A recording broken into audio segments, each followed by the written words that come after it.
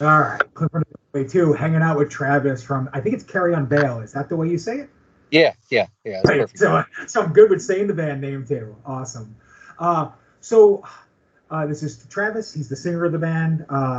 Why don't you tell us a little bit about the history of the band, bringing it up to the God Killer record? Because I don't know much about the band before that. Well, before God Killer, we did Resurrection of the Doom in 2017, um, and we were just trying to figure out who we were at that point. And then on to God Killer, where we kind of figured out what we wanted to do, and then finally on Abhorrent Obsessions, we got it. Yeah, Kind of. I gotcha. So I'm gonna start talking about God Killer because that's where I kind of started listening to the band, and the new record is where you really kind of caught me, like you said, like you got it on this record. But so God Killer to me kind of has a lot of a kind of a Swedish mellow death overtone to it, where the new one doesn't. Was that done on purpose, or was that just kind of what you guys loved at that point in time? Well, um, I think we still have a lot of that in us. It's just we just wanted to add elements of other things to it. But yeah, I would agree with that a lot, like what you said. And then it was just finding ourselves, and like you know, we did kind of, and hell, we're halfway through the next album already writing it. It's damn near done. So just yeah, God Killer definitely had that vibe, and then we just added a few things to it on this on Abhorrent Obsessions, and the new stuff we've added even more. So just keep. Cool. Cool. Yeah, so I'm going to talk a little bit more about God Killer, and I'm going to jump into the new record because I kind of want to talk about the transitions that I've seen between the two records. Okay. Uh, so with God Killer, the thing I want to say most is the production. Even for a newer band that's only on their second record, is second to none. It sounds really good as a record. Like it's really pro sounding. And I think you kind of threw in some black metal elements into God Killer too, which move into the new record as well, but in a very different way. So I kind of wanted to ask you, do you feel more with God Killer? Do you feel more that you were going that mellow death route, or were you going more kind of that black and tech death kind of vibe, or were you mixing both? Definitely kind of mixing both. I think we knew we wanted to go a little bit more technical because we had songs like Something Soulless on that album, which was a little bit more tech. And then you've got some more like Black Chariot, which I consider to be just pure Melodeath for the Yeah, most part. And uh, I mean, we were just having fun writing. Um, and it had a really good response to it. And then you know, definitely we decided we wanted to step it up technicality wise on Abhorrent Obsessions. So cool, awesome. So the God Killer was on Horror, Pain, Gore, Death, and now you're on Unique Leader. I guess the first question I'm gonna ask is why the jump to a new label? Was there just you were looking for a bigger outlet, or did it not work out with them? I'm just kind of curious why the. oh, um, they're great. They're great. But like that was like it's a starting point. And they knew that as well, and they were just saying, "Hey, we'll see what we can do for you." And it did pretty well, but to release an album, right in the middle of the beginning of COVID without the ability to support it, that kind of sucked. But like, also we had 2 years to stew, like Yeah, everybody did, and just like, I think that helped us actually find ourselves. Like, if I, but the HPGD, awesome dudes.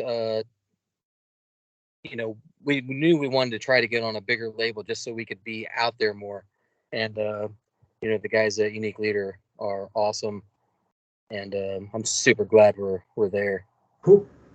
No, that's awesome. That's what I was gonna say is you're kind of like the new guard of Unique Leader, and what I mean by that is they used to be just brutal death metal, and Hmm. they've kind of expanded into more interesting areas for folks like me, where they have a lot of bands with different layers now, and you're one of those bands that I see adding a lot of different elements into that kind of brutal tech death style to not only add hooks but add like layers and melodies and stuff like that.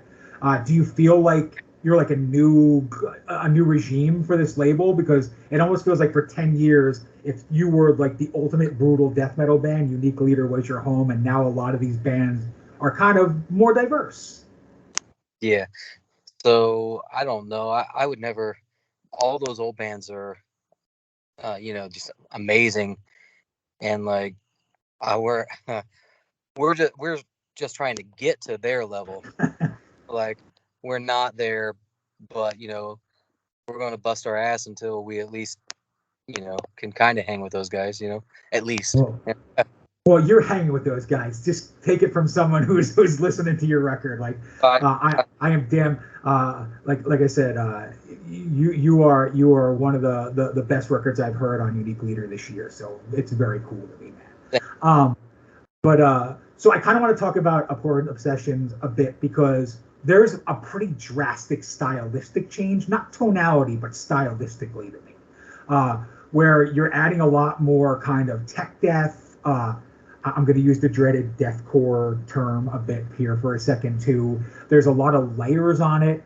There's a lot more kind of blackened overtones, but still has that melody and those hooks on it. What I understand it's 2 years between a record. There's a pandemic and craziness that happened.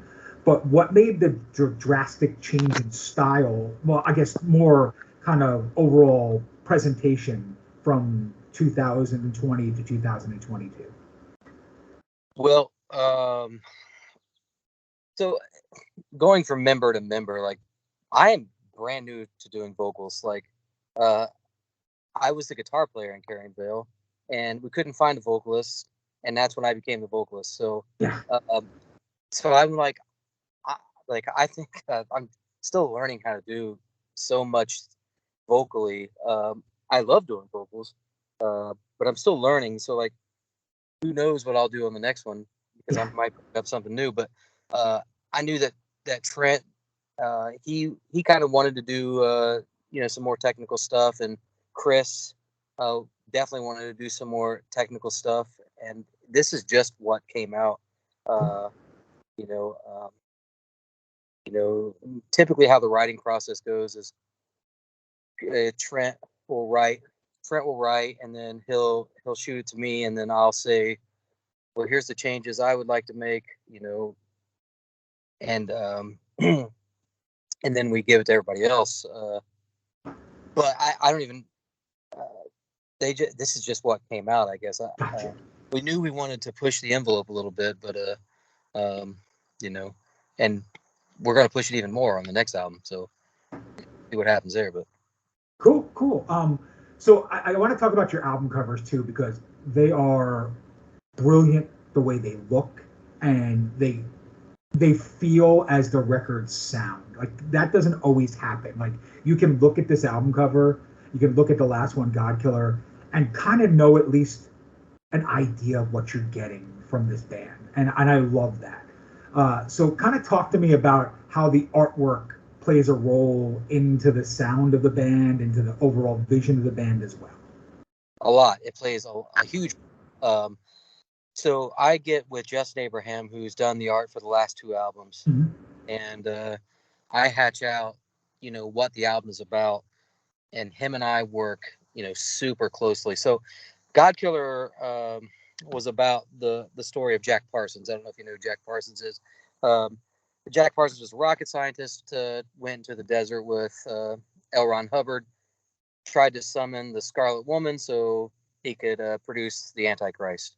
So if you look at that album cover, that's Jack Parsons laying there, the Scarlet Woman riding him, and then Jack Parsons was a rocket scientist, so the dick-shaped rockets shooting up in the air, because I wanted it to be very sexual.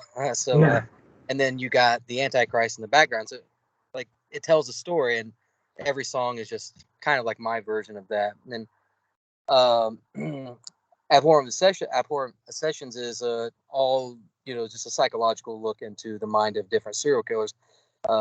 being that we all are from Richmond, Indiana, and that's the hometown of Jim Jones Yep. from the People's Temple. Um, I find that interesting, and so I started, reading a long time ago, reading into his life, and like just kind of wondering like what makes these people tick, what makes them do these things, and I wanted to write the songs all about that, like diving into their minds, but without putting them on a pedestal. I don't believe that being a serial killer is cool or good. So sometimes people will be like, "Oh, that's so edgy," and I'm like, "Dude, it's not edgy at all." Like No. I'm literally like trying to understand them, but I'm like lyrically, you know, I'm looking into their life and trying to understand, what's going on there. But the front cover, that's kind of like Herbert Mullins. Herbert Mullins is Tides of Forbearance. That's who that song's about. And he at the end of the Vietnam War, he thought that the gods or gods whoever that they would only be satisfied with the loss of blood. So he thought the Vietnam War would anger the gods, and that they would have a massive earthquake, and the state of California would fall into the ocean. So he thought he had to murder people in order to produce enough blood to satisfy the gods. So that's what you see as people falling into the ocean. His head, that's him revealing what's behind the mask. He was a paranoid schizophrenia, but then you got there's Jim Jones art in there. That's Wings of Deliverance. Wings of Deliverance was the name of his first church before he started the People's Temple. Which funny, the People's Temple, he bought a Jewish temple in Indianapolis, and temple was carved into the stone, so he just added peoples to it. That's how they got the People's Temple. But so that's him. He's a preacher, and he's got the angel wings and the demon wings and the river of blood that his mom had the dream about, all the way to I can't remember what art we got, but there's like 5 different covers we made. Herbert or Vampire Dusseldorf, Peter Curtin. He's got the head that's split in half. And then there's art for John Wayne Gacy, and there's art for H.H. Holmes. So, all of those that art is telling the story that the lyrics are telling. So it all works within itself. There's a lot of Easter eggs there for people who are into that kind of stuff. Well, that's what I was going to ask, because I was like, being from Indiana where you are, like, was this kind of not so much an homage, but like research of serial killers and like just maniacs? Because the artwork kind of feels that way. It kind of gives that vibe, and then the lyrical content is kind of along that way as well too. Yeah, well, the art is all Justin Abraham. That dude's awesome. Every band should use Justin, although I hope they don't. He's my boy. I want to keep him. But keep it original, right? Yeah, but he's super easy to work with, and like he was able to, I would send him my lyrics and then say, "Here's what I'm thinking," and then he would put his spin on it, and this is what we got. And so I worked very closely with him to create those pieces of art, but without his talent, they wouldn't exist. So, cool. But yeah, Jim Jones is born right there, like literally, like I could damn near throw a rock to the little town where he was born. So Richmond High School, right where most of us graduated from. So definitely that just that story as I was a kid growing up just put me on a path of being interested with that kind of stuff. Cool. So answer this the best you can, because I'm going to take it from reading it in a third person perspective. This is not to slight the band at all. It's just what I keep seeing, which I don't fully agree with, but I see the word, the genre term technical deathcore for you guys over and over and over again. So do you feel like you're really a deathcore band, or are you more of a technical death metal band? I think we're more of a melodic, technical death metal band. Vote, sorry, that's the bass player. That's fine. Uh, Yeah, I don't really know if I have the vocal chops to do deathcore like with the super lows. But no, I definitely think we're melodic technical death metal. Oh, hey there. How's it going, man? Swimmingly. Cool. Yeah, it's just the most of the reviews or the critiques I'm seeing are throwing a lot of deathcore tags into your music. Do you think it might just be there musically, not so much vocally? Uh, no, I'm cool with whatever people get out of the music is I'm cool with that. Like, and because maybe we're on Unique Leader and they're kind of known for deathcore, maybe that has something to do with it. I'm cool with anything though. It doesn't Cool. matter. I don't give a shit. Um, if you hear that in our music, awesome. Like, Cool. as long as you like deathcore. Yeah, right. So this is the first time you guys got to do an actual vinyl LP for a release, right? Because the last Yeah. one was just on CD. Yeah. Are you as happy with the outcome of the vinyl release? Have you got to see it? I don't even know if you have it yet or not. No. I think all vinyl is just backed up right now. It's right now it's still in the pre-order phase. Nice. But I'm really hoping that they were able to take and incorporate all that artwork into larger pieces for that, which they did on the actual CD. It's in there heavily.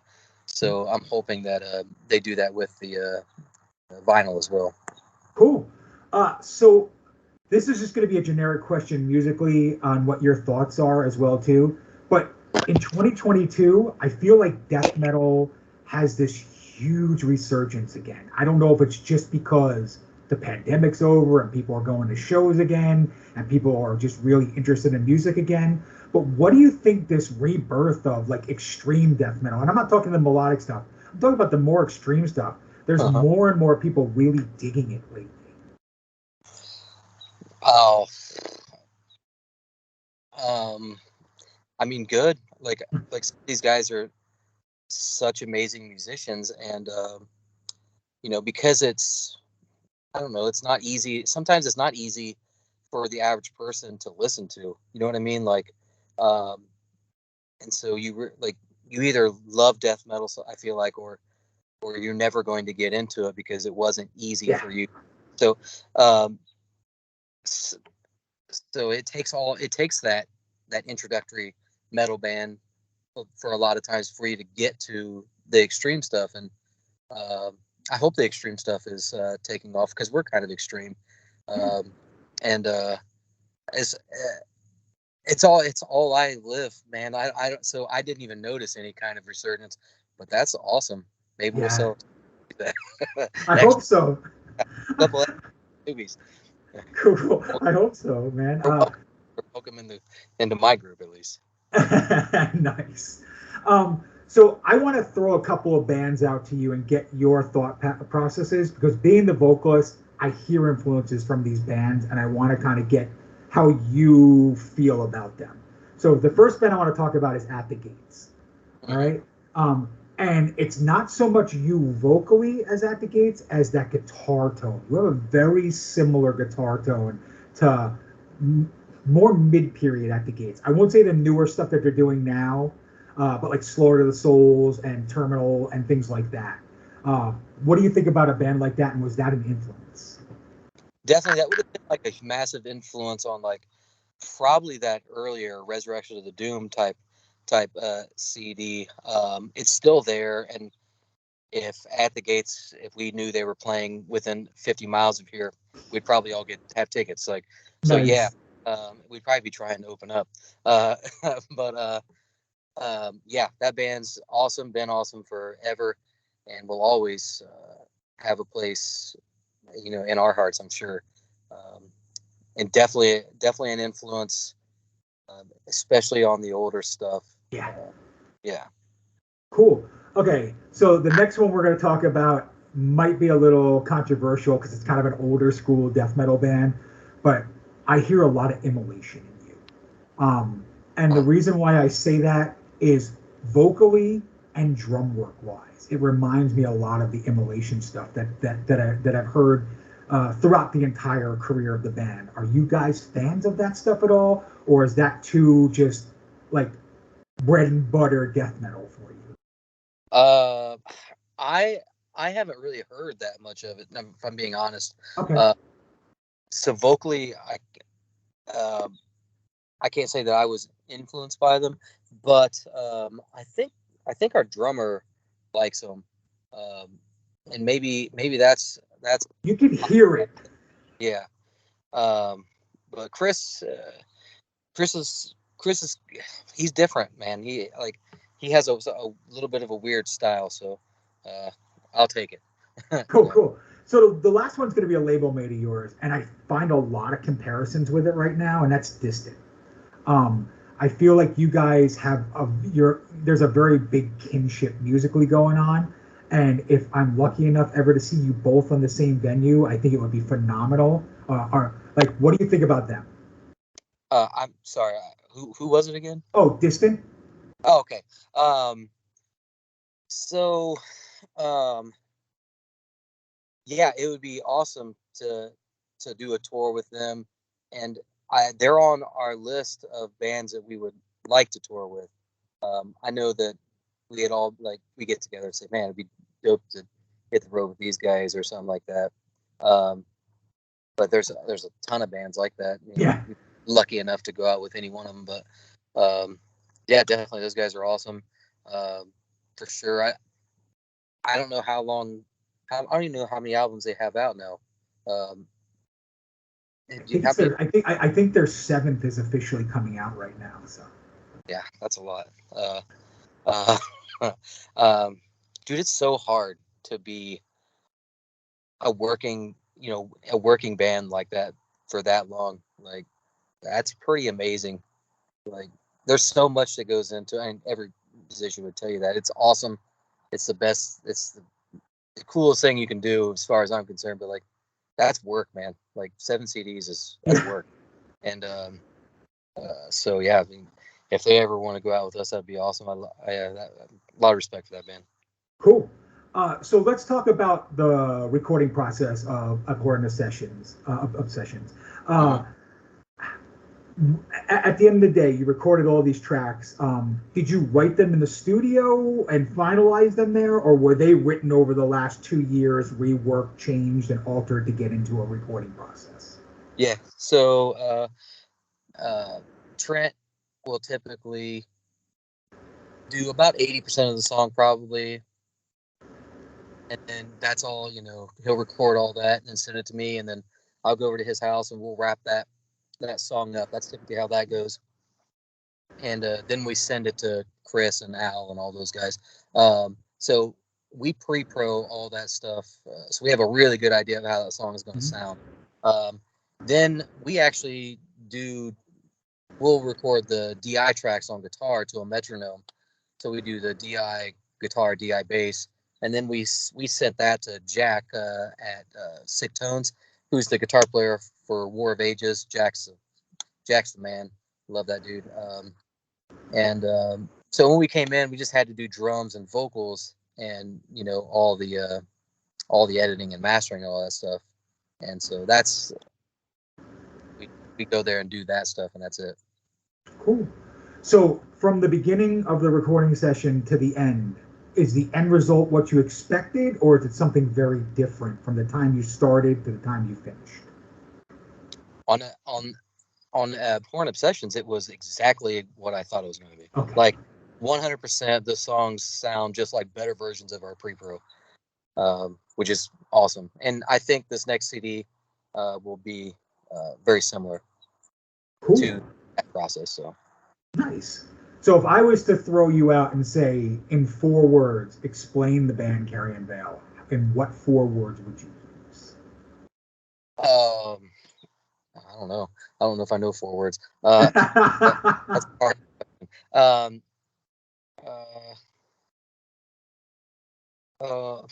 No, I don't know, man. That's rough. I'd have to think about that one. Okay, no, that's fair. How would you just explain the band to someone that's never heard it for the first time?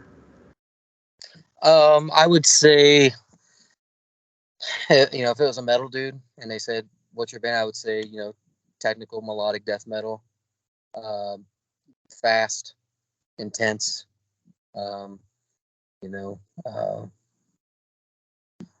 and I would just say, come see a show. Like, come see a show, and let you decide for yourself what you think.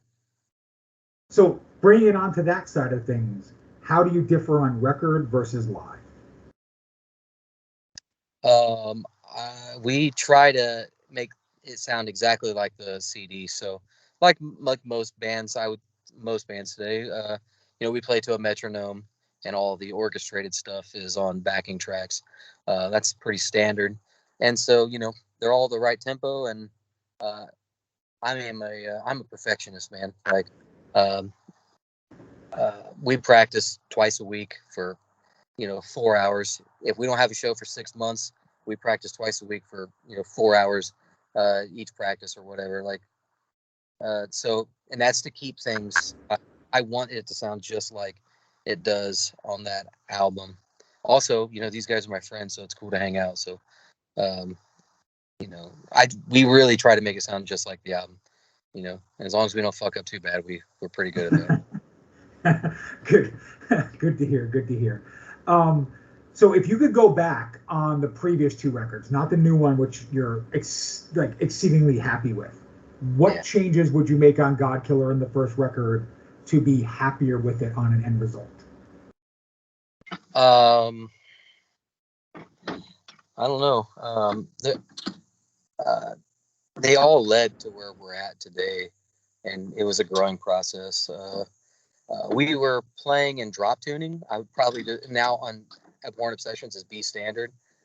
I'd probably go to B standard. I think that standard tuning opens up a few things musically that drop tuning kind of, you know, puts you in a box a little bit more. But I may not know what I'm talking about either, so who knows? Uh, um, but I would maybe say let's just try more. Let's just try to be a little bit more extreme. Let's see what happens, and let's change that tuning. But that'd be it. I'm happy with those albums as well. Cool. No, that's great. I think the God Killer is a phenomenal record. I've not heard the first one. I'll go back and try and listen to it. But I'm just saying, like, I think these last two records. There's natural progression, but I wouldn't want God Killer to not be God Killer, if you know what I mean. Like, I love that for what it is. Yeah. Yeah. Did you want to say something about it, or? Oh no, I was just saying thanks. Oh yeah, no, you're welcome, man. So I want to talk about the two guitar players because I feel like there are, and I know you're not the guitar player there now, you're the vocalist, but I was saying like I hear two very distinctive tones. Is that done on very much purpose? One is more kind of dissonant, and one is more just guttural and brutal. I don't know if maybe it's the two of them mixing those sounds together to make it, but I really feel like there are two separate guitar ideas happening in this band. No, that's all. Ryan is new to the band, and Ryan is awesome, and I can't wait to start. We've been riding with him, and his other band, which is on Everlasting Spew, and it's called Severed Head Shop. Those dudes are super close friends, but Ryan didn't have any. He didn't write anything on Okay. Abhorrent Obsession, so that's all. That's all Trent, and we are just playing with a lot of like weird harmonies and things, and maybe that's what you're hearing. But yeah, it's all Trent. Cool. Awesome. If there was one thing on this new record that you're doing right now, you guys, you said you're kind of like about halfway through working on right now, that you could do differently than you did on this last record of Abhorrent Obsessions, what would you like to do? We might add slightly, just a little bit, because we like to just dabble in these little things. But there might be some more atmospheric additions, and I am going to add more singing parts, which a lot of people hate, but I'm going to try to do them only to add like um, to add like I try to do it in like a almost adding like the voice of a victim, um, to add a bit of innocence to the songs. Like, um, and but yeah, there'll be a few more singing parts and a little bit more atmospheric stuff. And you know, other than that, it will be Carrion Vael. Cool. No, that's awesome. So I guess what I'm going to ask here is kind of another. I kind of just want your thought process on it, and that way I can kind of see more of. So as far as the band is going to be playing live now, right? Or do you have a bunch of shows coming up, or? Yep.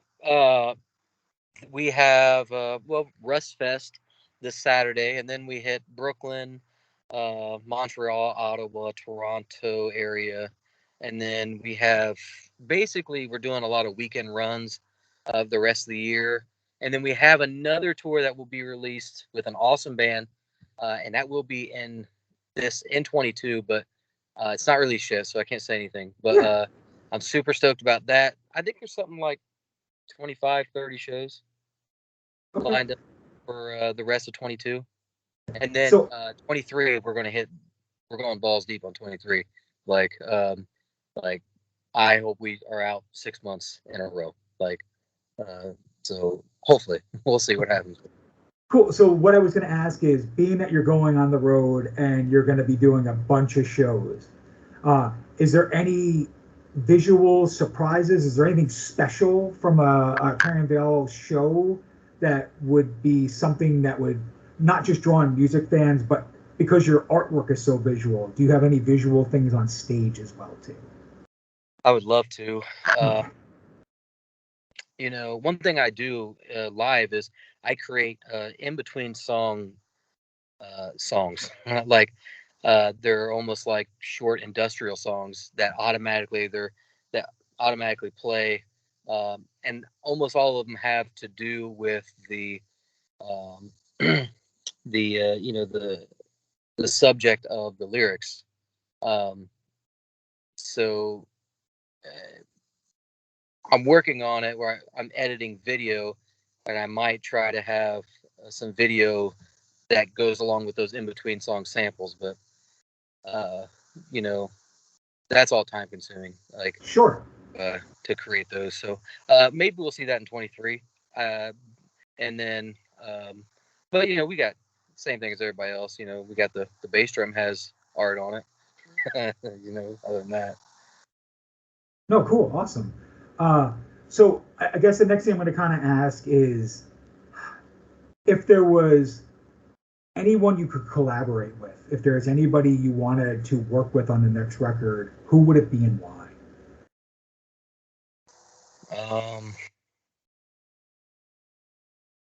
Well, I haven't thought about that honestly, like, because we're so young. Like as a band, we're like, I'm not young personally, but as a band, we're like, we're just getting started. I don't even, I never even think like, oh, somebody's going to want to collaborate with us. Okay. I'm always shocked when people would ask me to do a spot vocally, and I always do them, and I'll probably never say no, and I'll never try to charge for that either, because like that's like an honor kind of. But somebody, I have no idea, man. I'd probably do somebody weird, like I was just think it'd be awesome to do like Claudio from Coheed and Cambria, or Okay. That'd be awesome. yeah, somebody that was unexpected, um, and also like um, I don't know, anybody that was like super badass would be awesome to like have like make a song with. That's awesome. Cool. No, awesome. So with this new record, I'm sure press has started to come out, and you've got to see some press for this. Um, what's been the most interesting or cool thing that you saw that kind of shocked you on the album or the band that you never really thought about before? Have you gotten any like really interesting critiques or something like, damn, yeah, we are like that, or yeah, I really do hear that on the record, and it wasn't on purpose? Well, I've heard, I've heard some things that like some people got what we were trying to what I was trying to do vocally. Like people got that, and I appreciated that people got that. Um, most of the time, people say we sound like Black Dahlia Murder, which is a huge compliment. Um, and then some people, I've heard Archspire, I've heard um, all this stuff as far as like people we sound like. Um, people, people, the response has been really good, and that's really all that matters to me. Like um, that's what's really stuck out is that the response has been so good. Cool. No, that's awesome. So the last question I'm going to have before I wrap this all up is, and you kind of succinctly brought me to this point, so I appreciate you for doing that with me, is there is a very prog overtone to your band, and you just threw the Archspire thing out to me, which really, I 100% agree. I don't hear the Black Dahlia Murder so much, maybe just like tonality, but I hear a lot of that kind of proggy tech death in your band with a lot of melody.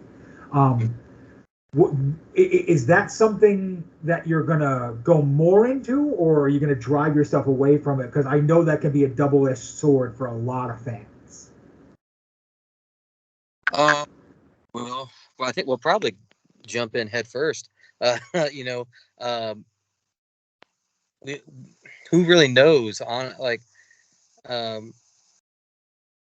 I there's no, I think that Archspire is amazing, and the guy, I love the fast like the punctuated stuff, and that's what people are talking about a lot vocally. When I assume that's Yep. I do that in 2 or 3 songs, and um, you know, I if the part calls for it, I'm absolutely going to do it. I'm not even going to think about it. I'll just do whatever the music calls for. And I think the musicianships, those guys in the band, they're all going to write the same way. They're going to do whatever they feel is appropriate, and hopefully that just makes good music. Awesome. But if it leads us in that direction, then so be it. Cool. So what I'm going to do is give you the last kind of 5 minutes or so to talk about the band, what's upcoming, anything you want to talk about special. The floor is yours.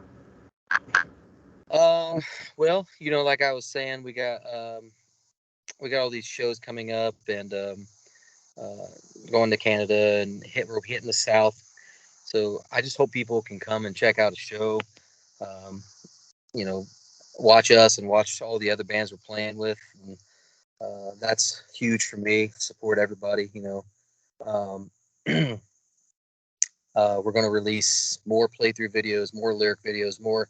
We still have another music video that's coming out, and this one's near and dear to my heart. I love this one that's going to be coming out. Um, you know, reach out to us if there's something you think we should be doing. Book us. I, you know, I'm. I look forward to hearing from everybody. So, um, I'm super. A fan called me the other day. Apparently, I just had my phone number just right on the Oh, wow. and I was like, "Yo, what's up?" And it was pretty dope. But I should probably take that phone number off there just in case. But Probably. but no, yeah. Uh, I'm not very good at doing these kind of interview type things, but um, uh, that's all I can think of. No, that's fantastic. Thanks, man. And again, truly loving the new record. I think it's a breath of fresh air for the style and the scene that you're doing. I love that you are bold enough and brave enough to add melody and progressive elements into what you're doing. Like that is not something that every band does, and not every band can do. So I really look for the more kind of avant-garde creative side of the band moving into the future as well too, with the brutality and the heaviness. So like I said, just from another fellow musician that loves this kind of music, man, like you have made a tremendous record this year. So Thank you, and I'm glad you get where we're coming from. That's nice to hear. Thank you. absolutely. And again, Travis, man, it's been an absolute pleasure. If you come to Florida, let me know. I will absolutely come out and see you, hang out and watch the band. Again, Clint from the Doorway too, hanging out with Travis from Carrion Vael. It's been an absolute pleasure, my friend. Thank you so much. Thank you, man. Appreciate you.